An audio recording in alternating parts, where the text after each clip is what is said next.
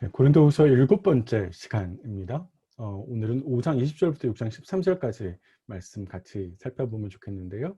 지금 흐름을 계속 이해하시겠죠? 사역에 대해서 계속 바울이 변론하고 있고, 사역에 대한 바울의 변론은 고린도후서에 등장하는 4가지 변론 중에서 2번째 변론이고요. 그것을 중에서 또 세부적으로 내용을 나누면 고린도 교회를 향해서 권면하고 있는 것인데, 문맥을 전체를 살펴보시면 이제 이렇게 되어 있다라고 하는 것 확인할 수 있을 겁니다. 먼저 바울이 자신의 사역을 변론했죠. 이론적으로 변론을 했고요. 이걸 기반으로 해서 권면하는데, 지난 시간에는 왜 권면하는지, 그 권면의 배경에 대해서 하나님의 성품 그리고 그분이 주신 직분에 근거해서 이야기를 했고, 오늘은 권면의 구체적인 내용에 대해서 이야기를 합니다.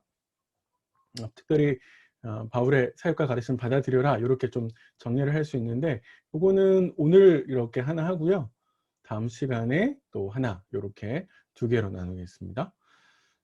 이렇게 흐름이 흘러가고 있다라고 하는 것들 기억해 두시고요. 그래서 오늘 저희가 함께 살펴보는 본문은 이렇게 구성되어 있는데요. 하나님과 화목하라, 하나님의 은혜를 헛되이 받지 말라, 마음의 문을 열어라, 이렇게 구성할 수 있습니다. 이제 크게 4가지를 권면하는데, 이제 이 시간에는 3가지를 살펴보고 나머지 다음 시간에 하나를 더 살펴보겠습니다. 그런데 이 고린도후서 권면은요, 5장 20절부터 7장 4절까지 이어지는데, 그 권면은 다른 모습에서 이렇게 보실 수도 있습니다. 처음에 하나님과 화목하라, 하나님의 은혜를 헛되이 받지 말라라고 하는 것으로 바울이 먼저 이야기하고 난 다음에, 요거에 대한 구체적인 이야기를 우리를 향해서 마음의 문을 여십시오라는 이야기를 앞뒤로 하면서, 믿지 않는 자와 멍에를 같이 매지 마십시오라는 이야기를 중간에 끼워 넣어서 이렇게 구성하는 하나, 이렇게 구성하는 거 하나. 그래서 크게 2가지 영역에서 바울이 권면했다라고 볼 수도 있습니다. 근데 이제 여기 안에 이렇게 봤을 때 가장 큰 해결해야 될 문제는 뭐냐면, 여기 안에 있는 것들을 믿지 않는 자와 멍에를 매지 말라라고 했을 때, 여기 믿지 않는 자가 누구냐라고 하는 거가 이제 큰 숙제 중에 하나인데요. 나중에 가서 다시 한번 더 자세하게 설명드리도록 하겠습니다. 오늘 본문을 좀 자세히 살펴볼까요? 첫 번째 바울의 권면은 하나님과 화목하십시오, 이렇게 권면하는 건데요. 바울은 자신의 권면에 무게를 실기 위해서 나는 그리스도를 위한 사신입니다 라고 이야기를 했는데요. 사신이라고 하는 것은 뭐 우리도 이미 알고 있는 거죠. 왕이나 권력자들이 자신을 대신해서 아랫 사람들을 보내는 걸 사신제도라고 이야기하는데, 그리스도가 아닙니다. 그리스와 로마에 일반화되어 있었습니다. 아주 많이 있었고요. 보냄을 받은 사람은 본인의 권위를 지니게 되고 본인의 메시지를 전달하게 됩니다. 근데 바울이 그런 사신으로서 고린도 교회를 권면할 때 어떻게 내용을 말하냐면, 첫 번째, 너희는 화목하라 하나님과, 이렇게 이야기하잖아요. 화목하라라고 이야기하는 것은 거꾸로 화목하지 않다는 것이고, 화목하는 것 속에서 뭔가 문제가 생겼다는 말인데, 사실은 하나님과의 화목이라고 하는 것은 하나님과 우리 사이에 평화가 있는 거잖아요. 평화가 있는 것이고, 이 평화라는 말은 결국에는 죄의 문제가 해결되고 있다라고 하는 것을 말하는 거거든요.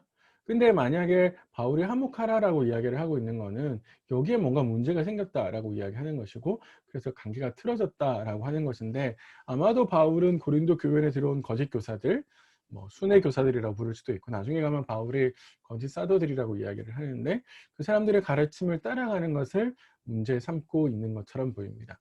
그러니까 그 사람들의 잘못된 가르침을 따라가니까 하나님의 진리를 벗어나게 되고, 하나님의 진리를 벗어나는 것은 곧 하나님과 화목이 깨어지는 걸 이야기하는 거겠죠. 자, 이렇게 권면하는 이유는 뭐냐라고 하면, 의로 삼으셨기 때문에 그렇습니다. 쉽게 말하면 하나님이 이미 예수로 말미암아 우리를 화목하게 만드셨고, 바울 일행을 통해서 복음을 들어서 하나님의 말씀을 잘 따라가게 했는데, 근데 사실 그리스도의 사신인 바울을 거부하니까 하나님과의 관계가 훼손되는 거죠. 그래서 이게 옳지 않다라고 이야기를 하는 겁니다.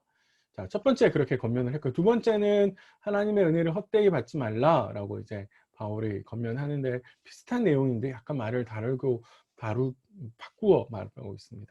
다시 그리스도와 함께 일하는 자라고 이야기를 해서 권면의 무게를 싣고 있고요. 그러면서 바울이 권면하기를 하나님의 은혜를 헛되이 받지 말라라고 이야기하고 있습니다. 헛되이 받는다라는 말은 하나님이 주신 은혜를 무용지물로 만든다라는 이야기죠. 그건 뭐냐면 바울의 가르침을 거부하기 때문에 생기는 결과입니다. 그래서 바울은 이사야 49장 9절을 인용하면서 지금 바울이 권면하고 있는 지금 결단에서 바울의 권면을 잘 받아들여라 라고 이제 이야기를 하는 것이죠. 세 번째는 뭐냐면 우리를 향해서 마음의 문을 여십시오 라고 이제 바울이 권면합니다. 권면의 배경을 먼저 바울이 쭉 설명을 하는데 왜 우리를 향해 마음의 문을 열라 라고 이야기를 하느냐 라고 이야기를 하냐면 사실 바울의 사역에 있어서 문제가 없고 바울은 진실하게 정당하게 사역하고 있다. 하나님의 종으로서 열심히 사역하고 있다 라고 하는 것을 이야기하고 있습니다. 자, 그래서 10절까지 바울이 자신의 사역을 변호하는데 처음에 3절부터 4절 전반절까지는 요약해요. 요약의 내용은 뭐냐면 우리는 거리끼는 일이 생기지 않습니다 라고 이제 이야기를 하는 것이고요. 거리끼리 생기지 않는다라는 말은 복음을 이익의 도구로 삼아서 자신의 유익을 삼지 않는 걸 이야기하는 거고요. 그래서 복음이 훼손되지 않게 바울이 사역했다라고 이야기하는 것이고 정직과 진실로 사역했다라는 것이죠. 더 나아가서 바울은 어떻게 사역했느냐라고 하면 하나님의 종으로서 스스로 자천했다라고 이야기를 합니다. 이거는 종이 되어서 우리 앞에 3장에서 이야기하고 2장 14, 17절에도 이야기했는데요. 바울이 하나님의 종이 되어서 포로가 되어서 사역자로서의 본을 보인 이야기를 하고 있습니다. 자, 이렇게 크게 두 가지 바울의 자신의 사역을 요약하고 난 다음에 보다 자세하게 다음 문단에서 설명을 하고 있는데 구체적인 모습은 이래요.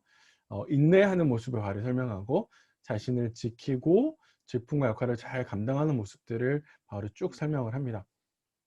자, 그리고 난 다음에 다른 사람들이 자신을 보는 것과 실제 자신의 모습이 다르다라고 이야기를 하는 거죠. 가난한 자 같으나 부유한 사람이고 아무것도 없는 자 같으나 모든 것을 가진 자라고 이야기를 합니다. 자, 이런 쭉 바울의 사역의 변호에 있어서 초점은 그럼 뭐냐?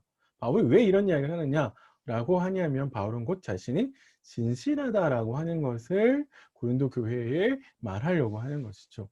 바울이 이런 이야기를 하는 이유는 거꾸로 고린도 교회에서 바울의 사역의 태도에 대해서 문제 삼았고 비판했고 비난했다라고 하는 것을 저희들이 생각할 수 있습니다. 바울은 겉과 속이 다르고 바울은 자신이 말하는 것과 행동하는 게 다르다. 사실 그건 바울을 오해한 것이죠. 그러나 실제로 바울은 진실하게 고린도 교회를 향해서 사역했다. 그러니까 뭐라고 권면을 하냐면 우리를 향해서 마음을 넓히십시오 라고 이야기를 합니다. 어떻게 이야기를 하냐면 이 내용을 우리가 좁아진 것이 아니라 우리의 마음이죠. 사실 우리의 마음이 좁아진 것이 아니라 너희의 마음이 좁아진 것이다 이렇게 이야기를 합니다. 사실 고린도 교회는 바울의 사역에 있어서 오해한 것들이 몇 가지 있는데 대표적인 예는 사례예요. 바울은 고린도 교회 사역하면서 자비랑 선교를 했었고 그래서 사례를 받지 않았습니다. 근데 고린도 교회를 받지 않았지만 바울은 마게도냐 쪽에 있는 교회에서는 사례를 받았거든요. 후원금을 받았습니다. 자, 그런 것들 때문에 고린도 교회는 바울이 우리를 사랑하지 않는 것 같아. 바울이 우리를 되게 마음이 없는 것 같아 라고 오해를 했는데 실제로 그렇지 않다라고 하는 겁니다. 사실 바울은 고린도 교회에 폐를 끼치지 않기 위해서 그렇게 한 것이죠. 그래서 바울은 그렇게 오해하고 있다라고 하는 것을 이해했고 그리고 비난과 비판이 쌓여서 가는 것을 이해했습니다. 그래서 우리의 마음이 좁아진 것이 아니라 너희의 마음이 오해해서 좁아졌다라고 권면하면서 너희도 마음을 넓혀라 라고 권면하고 있습니다. 이 말은 거꾸로 말하면 고린도 교회와 동행해야 되는데 바울을 자꾸 밀어내지 말라라고 이야기하는 것이고요. 거꾸로 말하면 바울의 사역과 가르침을 인정하고 받아들이라 라고 이야기를 하고 있습니다. 하나님과 마음을 하나님의 은혜를 헛되이 받지 않는 것이나 그리고 앞에 처음에 우리가 이야기했듯이요. 하나님과 화목하는 것 모두 다 사실은 바울의 사역을 받아들이는 것과 관련되어 있다라고 볼 수 있습니다. 이렇게 생각하고 나면 우리가 실천하고 또 해야 될 것들이 있는데요. 같이 한번 생각해 보시죠. 하나님과 화목하는 것, 하나님과 관계를 개선하는 것이고 하나님과 관계를 더 깊어져 가는 것이고 그럼 부정을, 죄를 몰아내는 것이고 거룩함으로 내 삶을 물들여 가는 것을 말하는데 그런 하나님과의 관계를 훼손하고 싫어할 수 있는 행동, 습관들은 또 뭐가 있을까? 그런 거에 대해서 한번 같이 좀 생각해 보시면 좋겠다.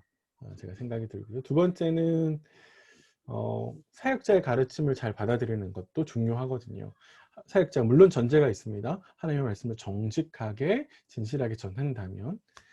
그런데 계속해서 설교 시간이나 또 성경 공부 시간이나 나눔 시간에 하나님 말씀하고 계심에도 불구하고 거부하고 있는, 계속해서 거부하고 있는, 또 반대로 보다 귀담아 들어야 될 가르침은 또 무엇일까 한번 생각해 보시면 좋겠습니다. 이런 것도 한번 생각해 보세요.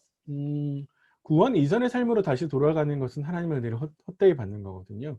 고린도 교회가 그러고 있었는데 따라가지 않는 것도 하나님의 은혜를 헛되이 받는 것이고요. 또 특별히 금연했다가 유혹을 이기지 못하고 다시 담배를 피우는 것처럼 내가 멈춘 죄인데 다시 시작하고 있는 죄가 있을 수 있고, 머리로는 알지만 이런저런 핑계로 멈추지 않는 죄, 그런 거 없을까요? 그런 거 한번 좀 생각해 보십시오. 자, 네 번째는 구원은 중요한 건 지금이에요. 그리고 여기입니다. 지금 여기가 굉장히 중요합니다. 그래서 오늘 하나님 앞에서 구원받은 이의 모습으로 서는 것이 중요하고요. 특별히 어제의 선행이 선한 행실이 오늘 나의 구원을 보장해 주지 않고, 오늘 행하지 않은 선행을 내일 행할 수 있다고 장담할 수는 없죠. 그래서 지금이 중요합니다. 지금 하나님 앞에서 내가 어떤 모습으로 서 있나, 그래서 나의 구원은 지금 하나님 앞에서 관계가 바른가, 이렇게 한번 좀 생각해 보시고요. 다섯 번째로 바울은 자신의 사역이 하나님 주시는 직분이 비방받지 않으려고 어렵게 행동을 삼가고 하나님의 일꾼으로 맡은 사역을 충실히 감당했습니다. 우리에게도 사실 이거 하나님의 성도로서 이런 모습들이 필요한데요.